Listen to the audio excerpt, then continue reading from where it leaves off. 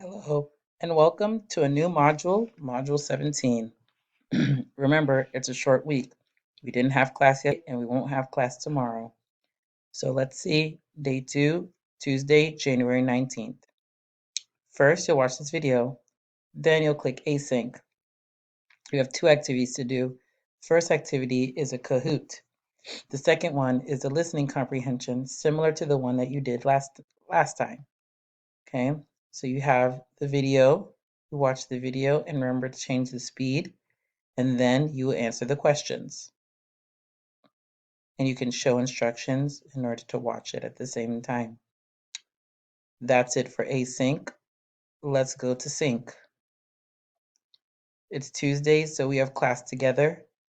We're going to do some breakout group discussion, okay, using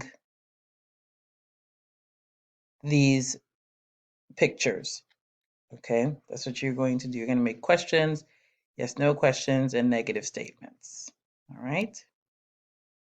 Then we are going to read some chapter 2 and 3 of the book, and then we'll check the essay, all right? So I know some of you have finished. Thank you for doing that. And most of you should be here. All right. That's it for today. Good luck.